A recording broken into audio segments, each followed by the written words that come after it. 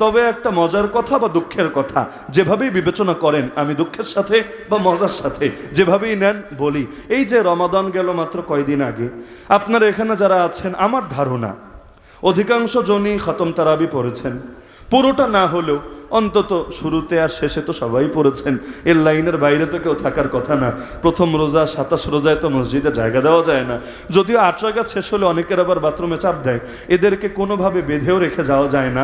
এরা মনে করে মসজিদে থাকলে জীবনটাই তেজপাতা হয়ে যাবে, এরকম অল্প কিছু লোক আছে। লেকিন বেশিরভাগ তো এমনই যারা 20 রাকাত আইলসামের সাথে হোক, জিমানের সাথে হোক, আর ইমামের উপর অদৃশ্য প্রেশার ক্রিয়েট করে হোক, হুজুর এত স্লো পড়লে কি চলবে?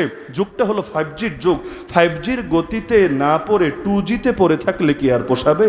এরকম থাকে বিভিন্ন এলাকায়। কিন্তু যেই প্রসঙ্গে আমি কথাটা টানলাম, এই যে যারা পুরো 27 দিন বা 29 দিন বা পুরো মাস জুড়েও কোরআনের খতম শুনেছেন একবার